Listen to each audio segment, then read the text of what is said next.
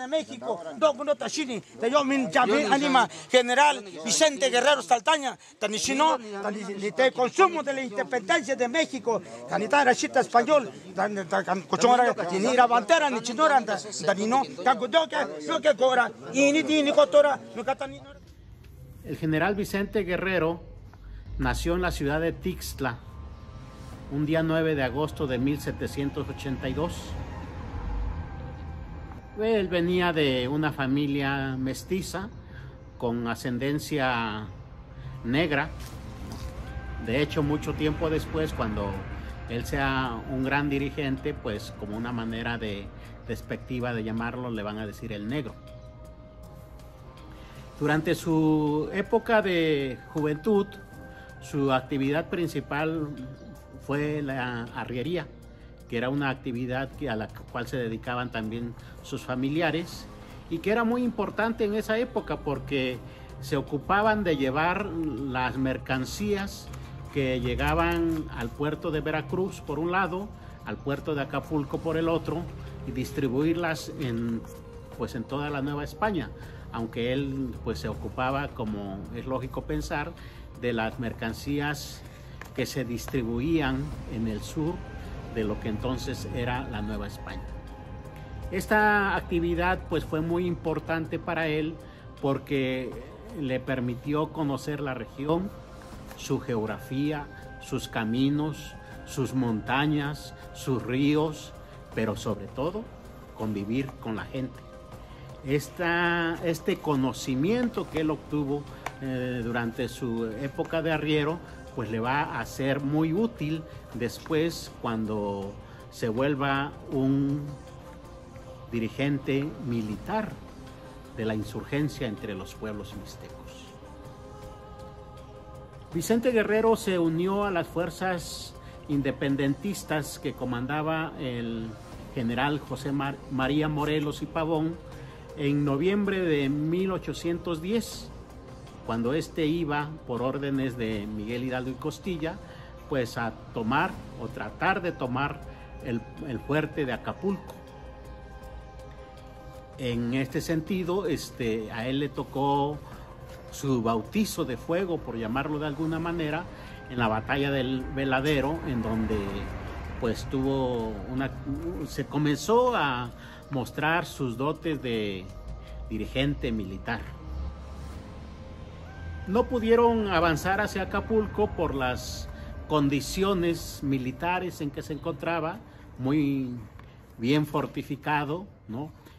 Y regresaron sobre el camino y decidieron ocupar la ciudad de Tixtla, que en ese tiempo pues era pues una ciudad muy importante para el sur de la Nueva España.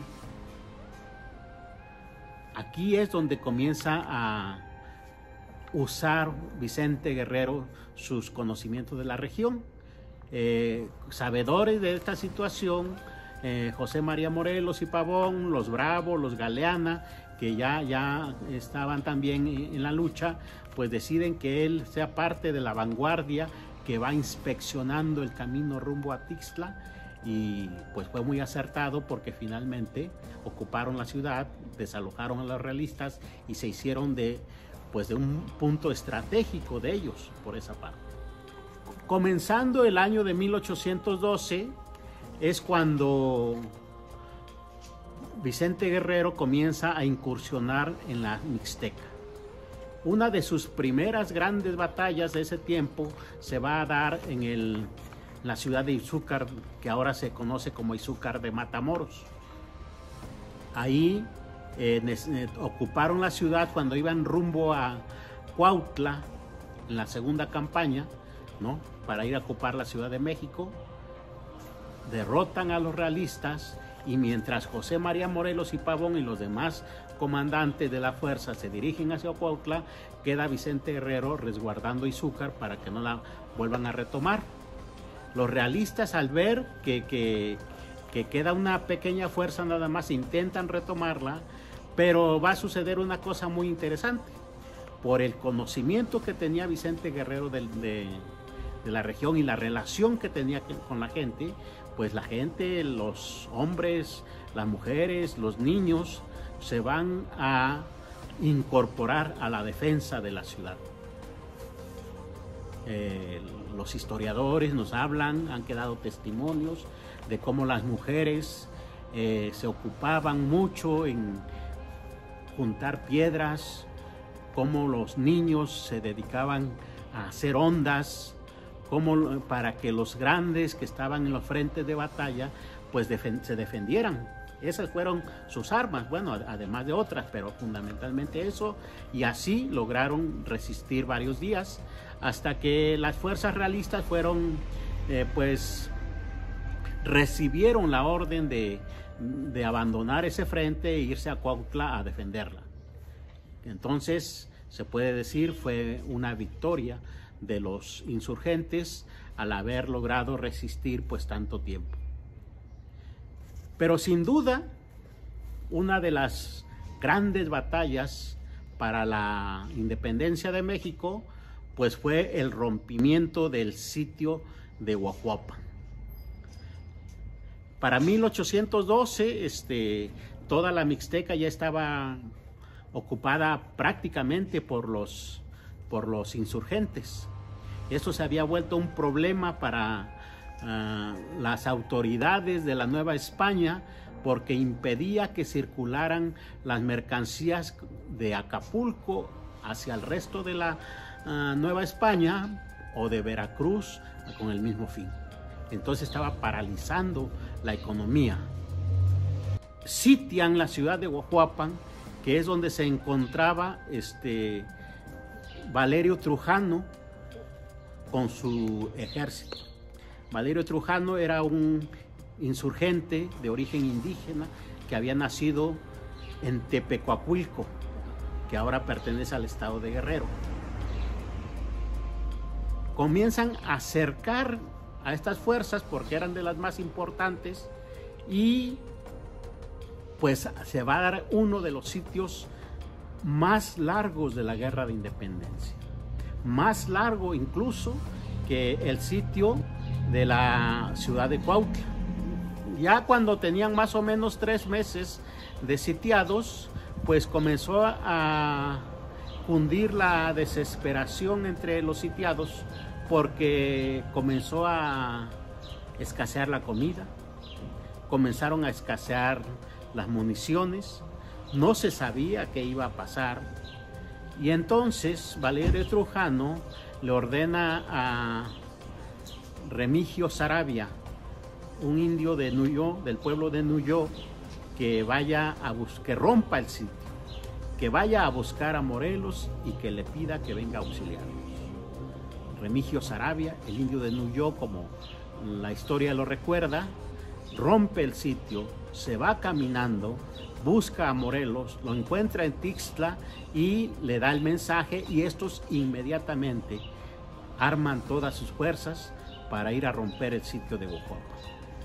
Ahí estaba el comandante José María Morelos y Pavón, evidentemente, pero estaban los Bravo, estaban los Galeana y sobre todo estaba Vicente Guerrero. El sitio se rompe el 23 de julio y uno de los primeros que logra hacerlo son las fuerzas de Vicente Guerrero, que atacan por el sur. Es el primero que logra tener contacto con la gente de Valerio Trujano y obviamente todos los demás, pues roto el sitio, pues pueden penetrar y van a derrotar a los realistas. Este es un sitio que se recuerda mucho en la Mixteca. Después de eso, las fuerzas independentistas van a ir a tomar Tehuacán. Después de ahí van a ir a Oaxaca. Ya estamos hablando de 1813. Y de ahí ahora sí, a tomar el fuerte de Acapulco. La vanguardia estuvo comandada por Miguel Bravo y Vicente Guerrero. En ese tiempo, Vicente Guerrero va a ser comandante de las costas, sobre todo la Costa Chica. en Oaxaca y en Guerrero. En septiembre, de 1814, José María Morelos y Pavón nombra a Vicente Guerrero comandante general de las Mixtecas y le ordena que recupere la Mixteca, porque están pensando que en sus montañas se pueden hacer fuertes para extender la guerra de independencia a toda la Nueva España. Vicente Guerrero se dirige a la Mixteca, sobre todo por la parte de lo que actualmente es Silacayoapan, hasta Tehuacán, pero va a encontrar problemas, porque antes que a Vicente Guerrero se había nombrado a Nepomuceno Rosáins, que era el segundo de José María Morelos y Pavón, que también comandara la guerra en la Mixteca, y con él actuaba otro comandante que llamaba Ramón Sesma. Hubo problemas, hubo envidias, porque Morelos era muy querido entre la tropa, y tanto Rosáins como Ramón Sesma pues eran unos criollos que lo que más defendían eran pues obviamente sus intereses. Entonces tanto Sesma como Rosáins van a hacer todo lo posible porque Vicente Guerrero no tenga ascendencia entre la tropa, no lo van a apoyar, no le van a dar espacios donde actuar, y entonces él decide actuar por él solo, y lo hace amparado en el nombramiento que le había dado Morelos hacia unos meses antes. Esto le va a imprimir una característica propia a la guerra de independencia en las Mixtecas y a toda la guerra de independencia de ahí para adelante. Porque Vicente Guerrero va a hacer una cosa que hasta entonces no se había hecho. Va a crear los fuertes militares en donde los pueblos apoyan a los insurgentes.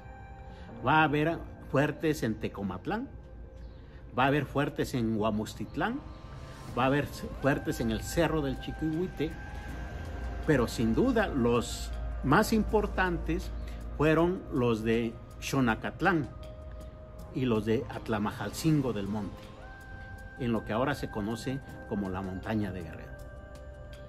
En la Mixteca Alta va a haber fuertes en la comunidad de Atatlauca. En la costa va a haber fuertes en Putla, por la cañada del Yosotiche, como ahora se conoce, y en el pueblo de Santa Rosa. Estos fuertes pues fueron los espacios desde donde se organizaba la lucha militar de la gente. Pero no solo eran eso, desde ahí también se organizaban los gobiernos civiles, se establecían las formas de obtener alimentación para la gente, es decir, se procuraba que las tierras se sembraran, que hubiera ganado para que pudieran comer. Se construyeron armerías para que ya no depender de las armas que se capturaban a los enemigos. Se organizó toda la vida de los pueblos. Tenía una característica estos fuertes. Muchos de ellos fueron construidos en lugares que para los pueblos tenían una importancia histórica o una importancia espiritual. Eran lugares sagrados. Eso va a cambiar, como decía, la lógica de la guerra independentista, y va a dar frutos importantes. Los realistas no pueden capturar los fuertes porque en principio está la gente que los cuida. Después hay una gente que es apoyo para los fuertes, y hasta el centro están los insurgentes. Había que romper todos estos círculos para que pudieran llegar. Para penetrar un fuerte era dificilísimo, porque alrededor de él los insurgentes cavaban trincheras, y en ellas colocaban lanzas con la punta hacia el cielo, de tal manera que si alguien quería brincarlos y no llegaba hasta el otro lado, pues quedaba ensartado en esas lanzas, perdón. Además de esto, pues había parapetos ya hasta el final, en donde si alguien lograba pasar la trinchera, pues era pues cazado prácticamente por los vigilantes. Así fortalecieron la lucha, así se mantuvo casi 5 años la lucha, y pues hubo, digamos, un empate, porque ni los insurgentes lograban derrotar a los realistas, que habían reforzado mucho su ejército, ni estos ejércitos lograban derrotar a los insurgentes por el gran apoyo que tenían, pero sobre todo por la lógica militar que le habían impreso a la guerra. Esto hizo, entre otras cosas, que al final pues se firmaran los tratados de Córdoba, ¿no? Y después el Acta de Independencia. Ahí estuvo Vicente Guerrero, pero a diferencia de sus compañeros, Vicente Guerrero no veía que con esa acta fuera a resolverse el problema de la independencia.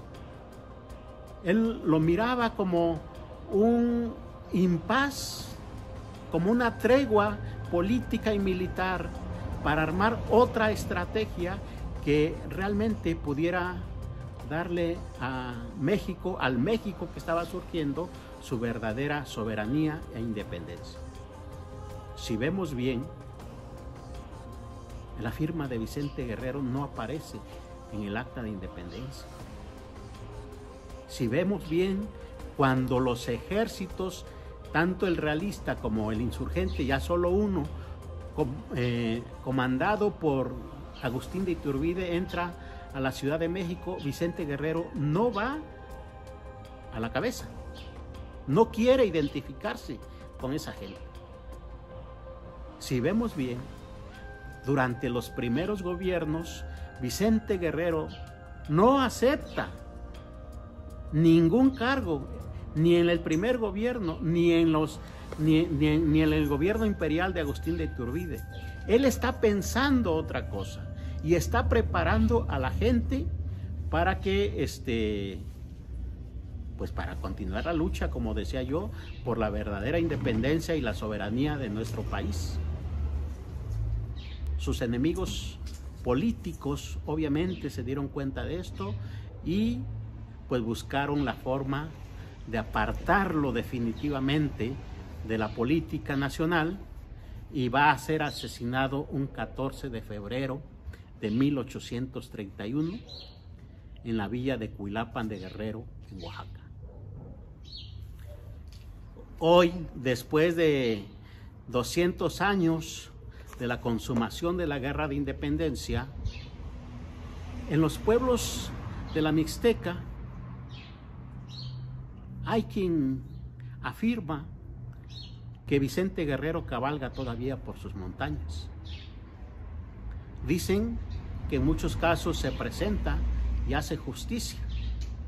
Algunos hasta afirman que hace milagros y le tienen pues su imagen con veladoras, con velas, como si fuera un santo. Algunos más pues afirman que esto sucede porque las condiciones en que viven los pueblos mixtecos no distan mucho de las que vivían hace 200 años y que pues andan esperando que vuelva Vicente Guerrero para continuar la lucha.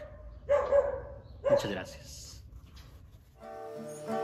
Se desempeñó de arriero en su plena juventud,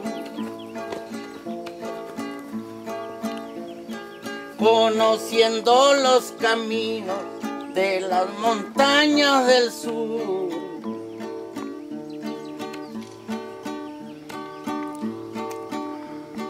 El mero 10 de diciembre 810 corría.